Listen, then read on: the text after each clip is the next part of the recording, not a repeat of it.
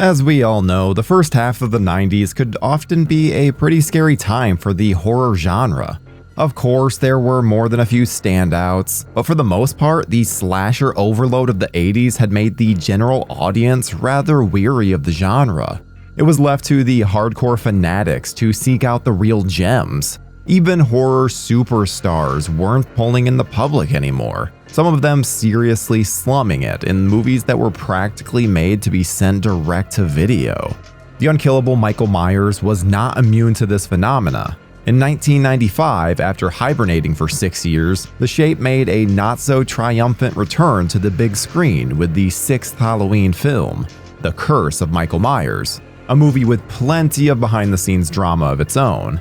It did not impress at the box office, grossing $15 million domestically, and was largely ignored by the same fans who had been a support system for Michael Myers and the ever-dwindling population of Haddonfield. Halloween 6's poor showing meant that while Michael would indeed return again one day, he might be headed direct to video, perhaps the only real way to kill the boogeyman.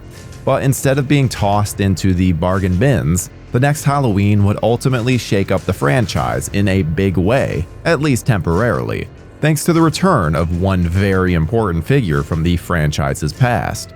No matter what your calendar currently says, it's Halloween right now, so grab some treats as we figure out what the f happened to Halloween H20 20 Years Later. Oof, what a title. Be more responsible, Mom! I just need this one thing. Mom, I am not responsible for you! He's dead. Michael Myers is dead. The disappointing performance of The Curse of Michael Myers seemed to indicate that Michael Myers was no longer a viable moneymaker on the big screen. For a while, it looked like a direct sequel to Halloween 6 was going to be the way to go, but that notion fell through early on once things got interesting for the project. Enter a young TV writer named Robert Zappia, whose filmography at the time included gigs on TV shows like Home Improvement and LA Firefighters. And you're excused if you don't remember LA Firefighters. No one does. Zappia had written a sci-fi spec script called Population Zero that caught the attention of Richard Potter, an executive at Dimension. Potter told Zappia that the company had an open assignment sitting around, Halloween 7. Zappia, being a major fan of the franchise, jumped at the chance to write a new entry. Zappia was ultimately told to ignore the many loose ends and strange plot twists of Halloween 6 and start fresh, a reboot of sorts. Zappia's concept saw Michael Myers stalking an all-girls boarding school, while a copycat killer helps police track him down. Sort of Halloween meets Silence of the Lambs, if you will. It was to be called Halloween, The Two Faces of Evil, and it quickly had the support of producers Bob and Harvey Weinstein, along with the longtime franchise producer Mustafa Akkad and his son Malik. But things would change rather quickly for the seventh Halloween. Bob Weinstein allegedly came up with the idea of bringing back Jamie Lee Curtis to the role of the ultimate final girl, Laurie Strode. Although Curtis would later say that she was the one who approached the studio of the notion of coming back to the fold. Regardless, with the 20th anniversary of the original Halloween right around the corner, having Curtis reprise her role was irresistible to all involved. Curtis would eventually say that she did the part out of loyalty to the horror community, who had been so supportive of her in her early career. Fittingly, it would be her first horror movie since 1981's Halloween 2. Robert Zappia got a call from Bob Weinstein telling him that his initial draft of Halloween: Two Faces of Evil was very well received, but that it was not going to be made. With Curtis now on board, Zappia was told to scrap the majority of his script, save for the boarding school idea, and find a way to bring Laurie into the mix. The budget would be upped significantly, and the new idea was to release the film theatrically, with the hope being that the combination of Curtis's return and the 20th anniversary angle would be a big deal for moviegoers. Once she was fully on board, Jamie Lee didn't like the idea of doing the film without the two people who made the original, John Carpenter and his co-writer and producer Deborah Hill. The trio approached Bob Weinstein with the idea of all of them coming back to work on the new Halloween, but Carpenter had a major stipulation. He wanted to be paid somewhere in the neighborhood of $10 million to direct the film. The thinking being he'd finally be getting the hefty payday that he never received for his work on the other Halloween movies. Obviously, the studio balked, and Carpenter and Hill walked away. Regardless of the duo's departure, Jamie Lee had taken a very active role at this point in the production, and though she never received a producer credit, it's clear that she was one of the main people behind the scenes getting the film on its feet. She made sure the script would deal with the trauma that Laurie had lived with after her encounter with Michael, and wanted to show that the past 20 years had done a major number on the character, turning her into a paranoid alcoholic who'd run away from Haddonfield. Her ideas were met with some resistance from the series producers, who were afraid Curtis was bringing the film into too dark and psychological of a territory for a Halloween film. But this aspect of the character was very important to Curtis, and so she persisted and got her way. Another crucial move by the actress was the hiring of Steve Miner to direct. Miner had directed Curtis in the fantasy film Forever Young a few years prior, and he was her first choice to direct Halloween 7 after Carpenter's early departure. The fact that Miner had directed a couple of the Friday the 13th sequels, as well as House and Warlock, proved he knew a thing or two about the genre as well. But let's return to the script again for a minute. At this point, the all-girls school setting was changed to being a co-ed private school, so that Laurie's son John, a main character, could attend. Although the production briefly flirted with the idea of the son being the only boy in the otherwise female-dominated school. What a school year that would be for the young man. I'm thinking Laurie would be a grandmother very soon. Anyway, the idea of the copycat killer was still in play, and eventually revealed to be the character of Charlie Devereaux, John's best buddy and roommate. A heavily rewritten version of the character would eventually be played in H2O by Adam Han Bird, who actually thought he was signing up to play the killer when he was initially cast. About 2 weeks before production, Adam was informed that the script had been altered significantly, and now he was playing the stereotypical horny best friend. At the end of the original version of the script, Charlie, the copycat killer, meets the real Michael Myers, who takes out the young psycho.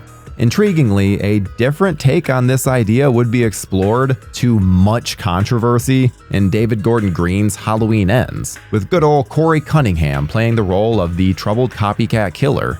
But the script would get a major makeover by one Kevin Williamson, who at the time had become the biggest name in horror, thanks to his scripts for Scream and Scream 2. Naturally, it was Dimension chief Bob Weinstein who encouraged Williamson to board H2O, thanks to their shared love of the original Halloween, not to mention the major success of the Scream movies.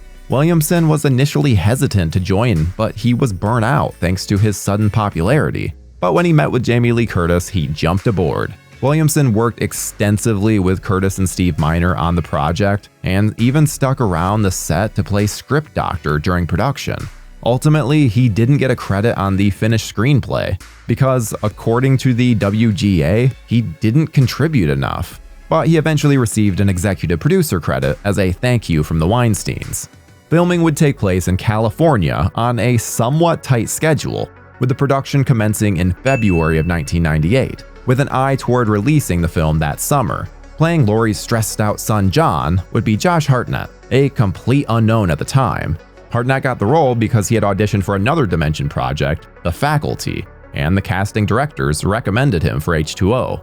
Not unlike his character, Hartnett didn't easily conform to what was expected of him on set. His legendarily terrible hair in the film was his own doing. He hated the idea that the character would be presented as just another heartthrob, so he intentionally messed up his hair, even awkwardly cutting it himself. When cameras weren't rolling, he'd wear a beanie just to make it look worse. So if you've ever been fascinated and appalled by John's messy do, you have Hartnett to thank. Returning to the franchise alongside Curtis was Nancy Stevens, who'd played Nurse Marion Chambers in Halloween and Halloween 2. The opening scene featuring the character was one of the last remaining things that was taken directly from Robert Zappia's first draft, although at one point the character was changed to be Dr. Sam Loomis's daughter. At the end of the day, the filmmakers thought bringing back Nurse Chambers would connect the film even more directly to its predecessors. Naturally, you probably know that playing Laurie's dedicated secretary was none other than Janet Leigh, Jamie Lee's mother, in an homage both to their relationship and Leigh's own history with the horror genre. Her brief role is littered with references to the legendary Psycho, right down to the car her character drives, which is the same one that Marion buys in the Hitchcock classic, though it wasn't the first time that they were in the same movie. It was, however, the first time that mother and daughter had shared a scene together. Another brief cameo comes from Dr. Loomis himself during the film's opening credits. We may only hear his voice, obviously, but because the production couldn't find the original audio of the deceased Donald Pleasance's speech about Michael, they had to go to a voice actor named Tom Kane. Kane recorded his voiceover in the presence of one of Donald's best friends, who was able to judge how close Kane's voice was to the iconic actors. After about 50 takes, Kane got it right. And that's the take that you hear in the finished film. The blackest eyes, the devil's eyes. Of course, the film's most famous cast member, aside from Jamie Lee Curtis of course, is LL Cool J as aspiring novelist and security guard Ronnie. Cool J was cast because market research told Dimension that this genre of film was very popular with African American audiences, so they felt bringing in a star of LL Cool J's caliber would boost ticket sales. The movie's young cast was properly starstruck by LL's presence, and the rapper took his job as an actor quite seriously, to the point where he'd hang around on set even when his character wasn't in the scene. Of course, there's no Halloween without Michael Myers. Okay, Halloween 3 aside, and stuntman Chris Durand was cast to portray the pitiless killer. Durand had been one of several stuntmen to portray Ghostface in Dimension's Scream 2 the previous year, making him one of a very small group of people who can say that he's played 2 horror icons. Even more integral to the character than the man playing him is the mask itself, which has undergone plenty of changes throughout the years. In fact, it would go through plenty of changes on H2O alone. The production started with a mask made by the guys at K&B, but 3 weeks into shooting, the Weinsteins decided that they didn't like that mask and ordered a new one, along with reshoots. After K&B's mask was tossed in the trash, the production went to another legend in the makeup biz, John Carl Buechler, best known as the director of Troll and Friday the 13th Part 7, in addition to his many credits as a makeup artist. Buechler had created the mask for the previous film, Curse of Michael Myers, so he attempted as best he could to recreate the look of that one. Strangely, this mask switching was done without Steve Miner's knowledge, which is weird because you think the director should be informed of such things. Rumor has it that he was not happy with the sudden change. Alas, this new mask wasn't popular either, so then another legend in the game, Stan Winston, was brought on to create yet another mask. Reshoots were done in order to get close-ups of this preferred mask, but when you watch the film, you'll see at least 4 different masks worn by Michael, including an awkward CGI one. With so many masks on set, you'd think that they could have just slapped one of them on that guy. Another disagreement between producers and creatives would be the end of the film. Jamie Lee and Miner, as well as the Weinsteins, were determined to have this be the last film in the trilogy, if you will, following parts 1 and 2. The idea was to kill off Michael and give Laurie the piece that she needed to move on. However, Mustafa Akkad, owner of the franchise, understandably didn't love the idea of killing off his golden goose, at least not permanently. Apparently it was Kevin Williamson who came up with the idea of having Michael pull the old switcheroo with the paramedic off screen. That way, when an eventual sequel was made, they had a reason, ridiculous as it was, to resurrect Michael. Jamie Lee wasn't pleased with this caveat. She did not want to cheat the audience, and when she signed up to do the film, it was the understanding that Laurie would kill Michael in the end. When she found out that things weren't going to work out that way, she told producers that if they wanted to have her in the next movie, they'd have to pay her a lot of money and kill her off in the first 10 minutes. And she got her wish. Years later, Curtis would express some regret about doing H2O, mostly because it was made without the participation of John Carpenter and Deborah Hill. She admitted thinking it's a good movie, but not a great one. But more than anything, she was happy to have gotten a nice paycheck out of it and put her stamp on it where she could. Of course, Curtis would revisit Laurie Strode a few more times, starting in 2018, with a new trilogy of Halloween films that ignored all of the other movies save for the 1978 original. Halloween H2O opened to the tune of $24 million on its opening weekend in August of 1998, coming out just a little over 3 months after it had wrapped production. It ended up making $55 million in the US off of a budget of $17 million, so it was certainly profitable, if not exactly a box office smash. While it didn't blow critics away, it was a serviceable treat for fans of the franchise who yearned to see Jamie Lee Curtis return to the series that started it all, for her and for the slasher genre. Regardless of what you think of the many sequels featuring Laurie Strode, there's no doubt that Jamie Lee is often the best thing about them. We love our Scream Queen, and it's bloody good to know that she loves us back.